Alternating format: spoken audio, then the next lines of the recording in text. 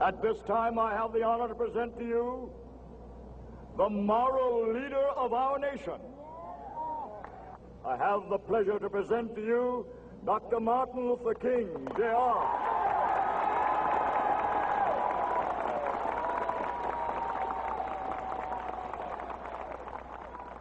I am happy to join with you today in what will go down in history as the greatest demonstration for freedom in the history of our nation.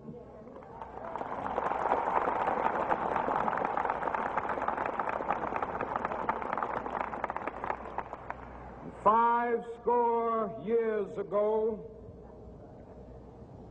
a great American in whose symbolic shadow we stand today signed the Emancipation Proclamation. This momentous decree came as a great beacon light of hope to millions of Negro slaves who had been seared in the flames of withering injustice. It came as a joyous daybreak to end the long night of their captivity. But 100 years later, the Negro still is not free. 100 years later, the life of the Negro is still sadly crippled by the manacles of segregation and the chains of discrimination. 100 years later, the Negro lives on a lonely island of poverty in the midst of a vast ocean of material prosperity. 100 years later, the Negro is still languished in the corners of American society and finds himself in exile in his own land. And so we've come here today to dramatize a shameful condition. In a sense, we've come to our nation's capital to cash a check. When the architects of our republic wrote the magnificent words of the Constitution and the Declaration of Independence, they were signing a promissory note to which every American was to fall heir. This note was a promise that all men, yes, black men as well as white men, would be guaranteed the unalienable rights of life, liberty, and the pursuit of happiness. It is obvious today that America has defaulted on this promissory note insofar as her citizens of color are concerned. Instead of honoring this sacred obligation, America has given the Negro people a bad check, a check which has come back marked insufficient funds.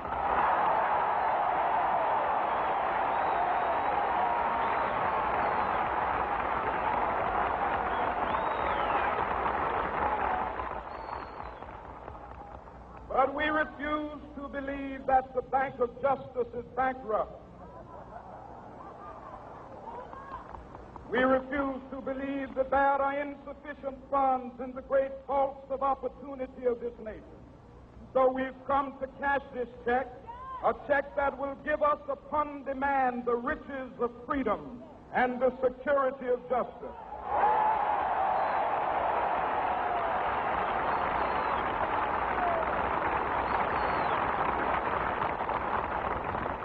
We have also come to this hallowed spot to remind America of the fierce urgency of now. This is no time to engage in the luxury of cooling off or to take the tranquilizing drug of gradualism.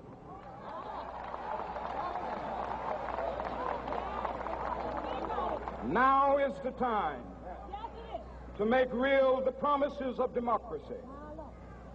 Now is the time to rise from the dark and desolate valley of segregation to the sunlit path of racial justice. Now is the time to lift our nation from the quicksands of racial injustice to the solid rock of brotherhood. Now is the time to make justice a reality for all of God's children. It would be fatal for the nation to overlook the urgency of the moment. This sweltering summit of the Negro's legitimate discontent will not pass until that is an invigorating autumn of freedom and equality. 1963 is not an end, but a beginning.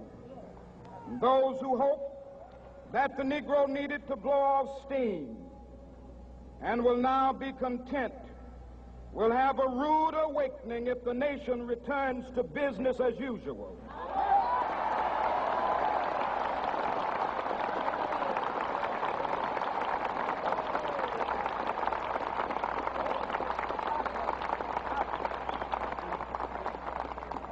There will be neither rest nor tranquility in America until the Negro is granted his citizenship rights. The whirlwinds of revolt will continue to shake the foundations of our nation until the bright day of justice emerges. But that is something that I must say to my people who stand on the warm threshold which leads into the palace of justice. In the process of gaining our rightful place, we must not be guilty of wrongful deeds. Let us not seek to satisfy our thirst for freedom by drinking from the cup of bitterness and hatred.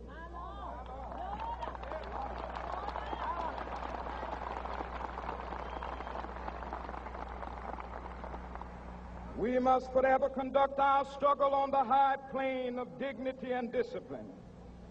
We must not allow our creative protests to degenerate into physical violence.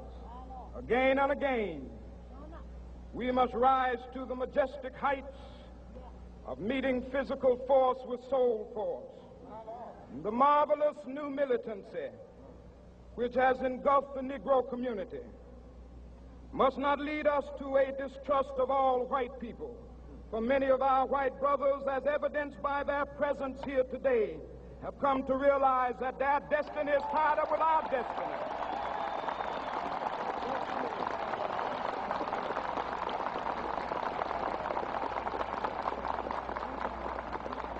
And they have come to realize that their freedom is inextricably bound to our freedom. We cannot walk alone. And as we walk, we must make the pledge that we shall always march ahead. We cannot turn back. There are those who are asking the devotees of civil rights, when will you be satisfied? We can never be satisfied as long as the Negro is the victim of the unspeakable horrors of police brutality. We can never be satisfied as long as our bodies, heavy with the fatigue of travel, cannot gain lodging in the motels of the highways and the hotels of the cities.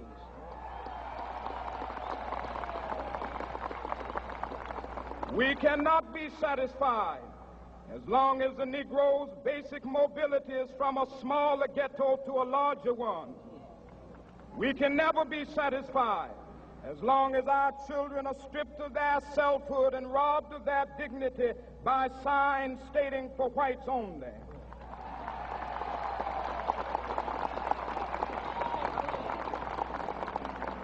We cannot be satisfied as long as a Negro in Mississippi cannot vote and a Negro in New York believes he has nothing for which to vote.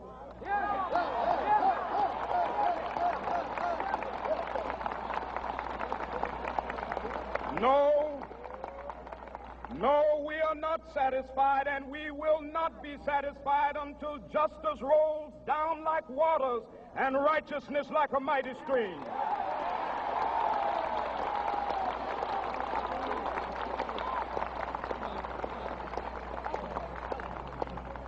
I am not unmindful that some of you have come here out of great trials and tribulations. Some of you have come fresh from narrow jail cells.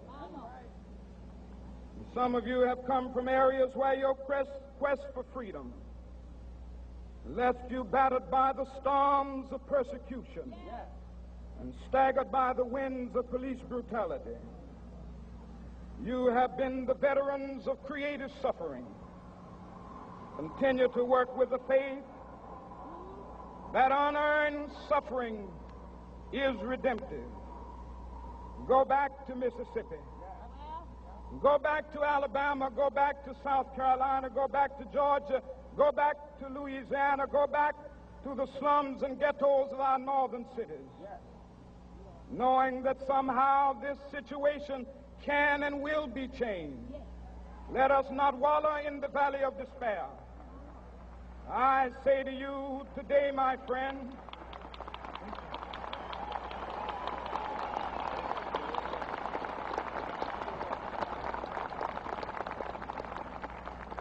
so even though we face the difficulties of today and tomorrow, I still have a dream. It is a dream deeply rooted in the American dream.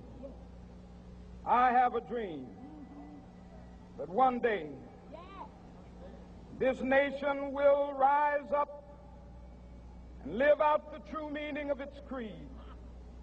We hold these truths to be self-evident, that all men are created equal.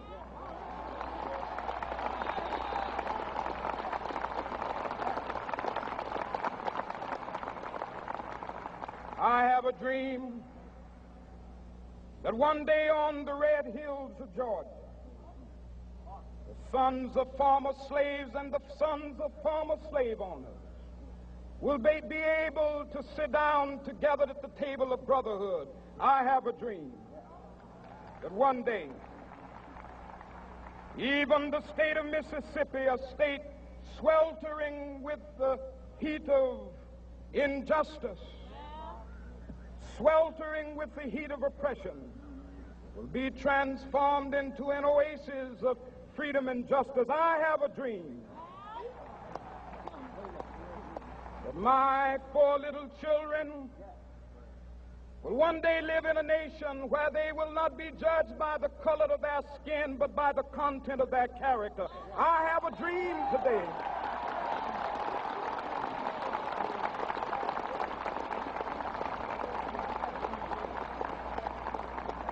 I have a dream that one day down in Alabama, with its vicious racists, with its governor having his lips dripping with the words of interposition and nullification, one day right there in Alabama, little black boys and black girls will be able to join hands with little white boys and white girls as sisters and brothers. I have a dream today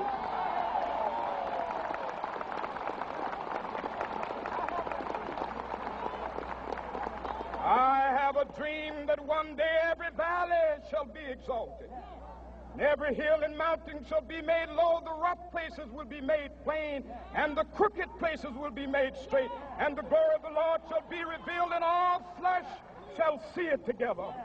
This is our hope. This is a faith that I go back to the South with.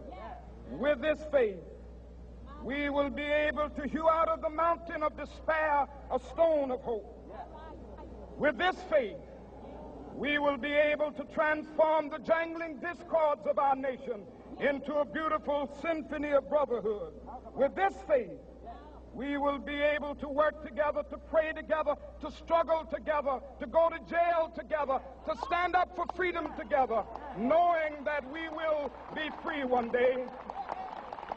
This will be the day. This will be the day when all of God's children will be able to sing with new meaning, "My country, 'tis of thee.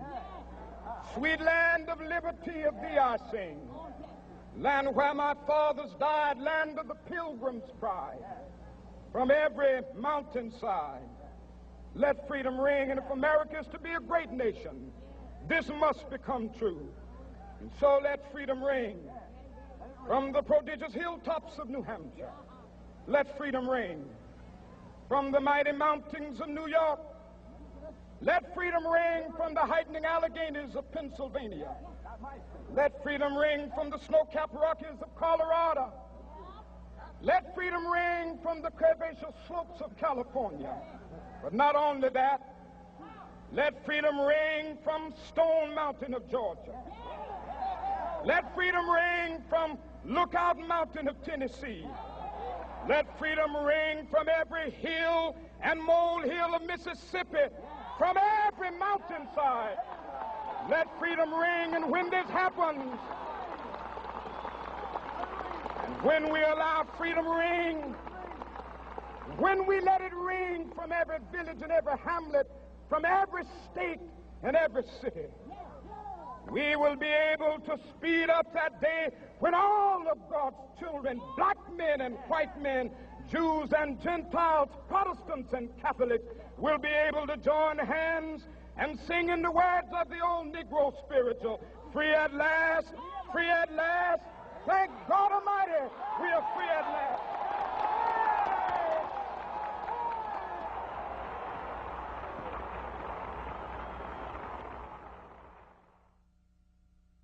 I am for the child who's had 7 addresses in a single year because she's in foster care, because her father abused her, and her mother couldn't believe her. She is the child I am for. I am a volunteer child advocate. I am you. Florida residents call toll-free 866-341-1425.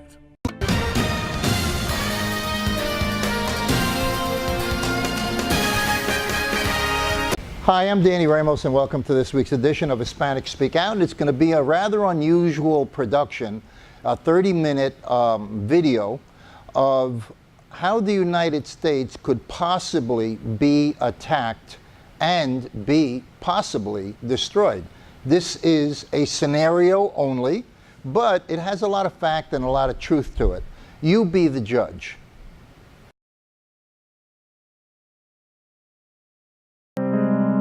12:18 p.m. Friday, February 26, 1993.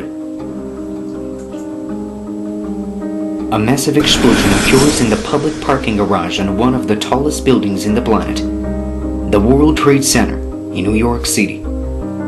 The bombing shocked America, which had seemed immune from attacks of terrorism that has plagued other parts of the world. Analysts say that this bombing opened the gates to what would later become the largest and best organized plot in American and world history. Who were the masterminds of the 1993 bombings? Did the FBI respond quickly enough? The motives, the ramifications, and the ripple effect.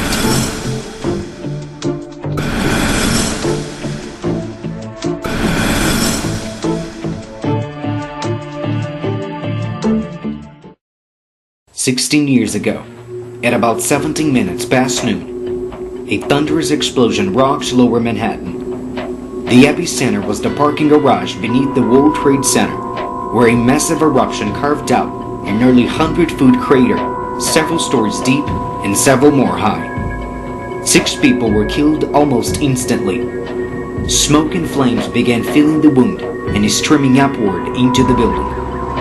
Those who were entrapped were soon pouring out of the building. Many were panic-stricken and covered.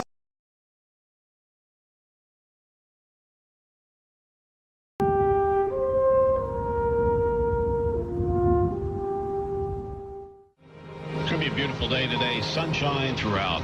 Low humidity. Really a splendid September day. The afternoon temperature about 80 degrees. Great weather for the primary election. Tonight clear and cool, low 60. American Boston. Please listen very carefully. This is Amy Sweeney on Flight 11. We've been hijacked. 2 attendants have been stabbed. Do you have any idea where you're headed? No.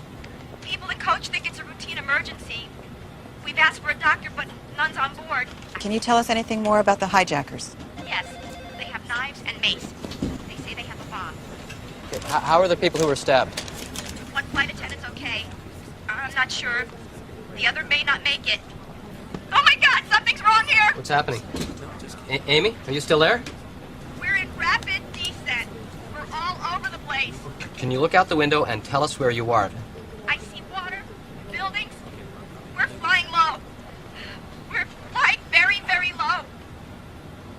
We are flying way too low. Oh my God, we're...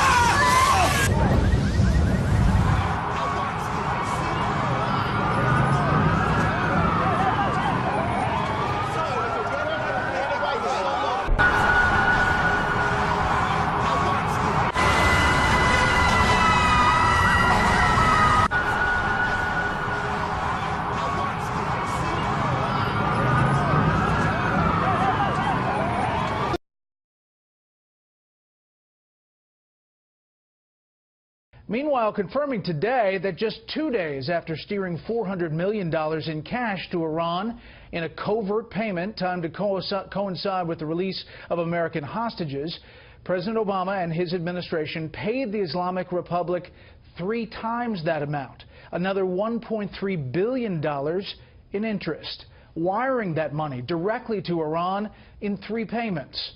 The payments trace back to the 1970s and money Iran gave the U.S. for military equipment before the hostage crisis of that era erupted. And the U.S. responded back then by freezing Iran's assets.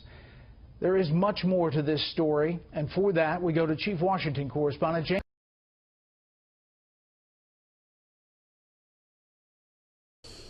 Iran plans to buy more than 100 aircraft from the French aircraft maker Airbus, and it has gained momentum as Iran's president is set to visit Paris.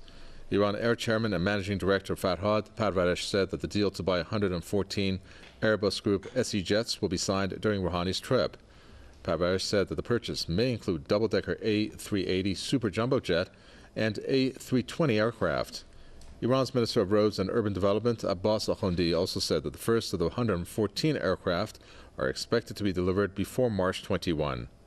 Iran is seeking to renovate its aging aviation fleet following announced a blockbuster deal to sell 80 commercial airplanes to Iran for nearly $17 billion.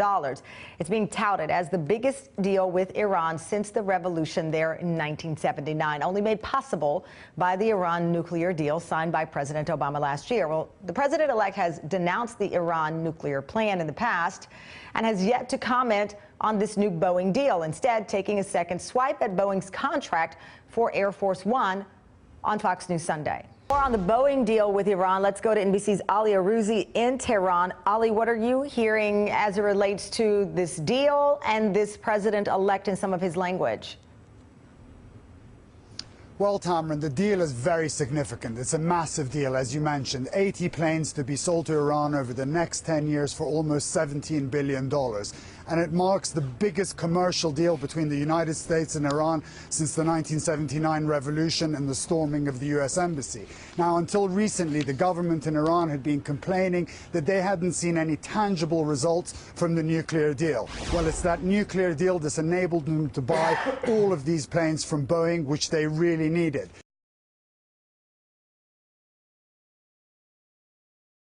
And it's a really important milestone that North Korea has passed, and initially it looked like it was only coming from the Defense Intelligence Agency, and their job is to look at adversary capabilities, and in the past they've been criticized for being a little too generous in terms of ascribing capabilities to adversaries, so there was some concern among outside observers. But as you know, you and I have now gotten some new reporting to suggest that it's not only the DIA, it's the CIA and the ODNI and other agencies that share this assessment that North Korea has reached this critical milestone. They're able to miniaturize a weapon to put on an ICBM, Andrea.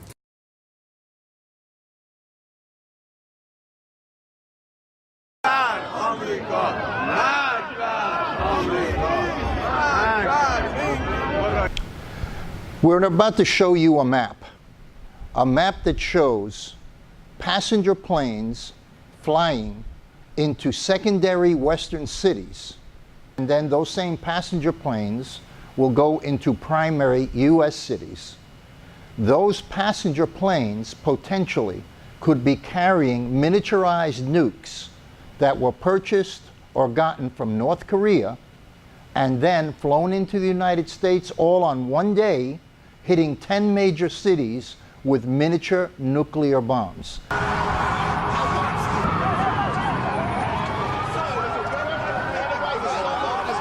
And all of this unfolding in one of the busiest places in the world, in downtown Manhattan.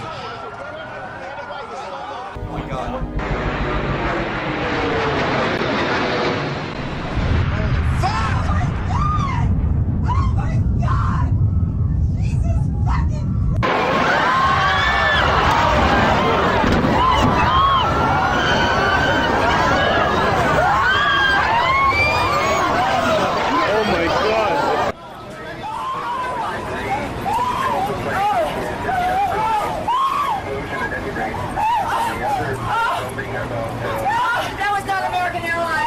This is a potential scenario. They have used passenger planes in the past to attack the United States. This scenario is a follow-up scenario, just like the follow-up scenario on the World Trade Center from 1993 that landed up in 2011, a second attack. The scenario is the same. It's just using the same devices, but more of them. Make no mistake, this is a real possibility.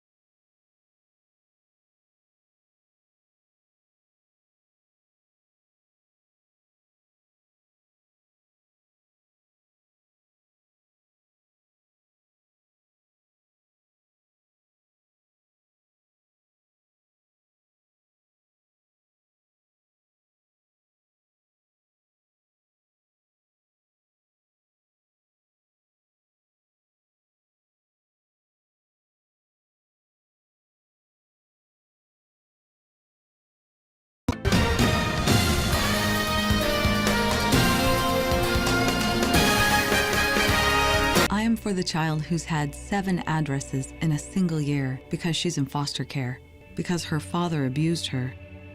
And her mother couldn't believe her. She is the child I am for. I am a volunteer child advocate. I am you. Florida residents call toll-free 866-341-1425.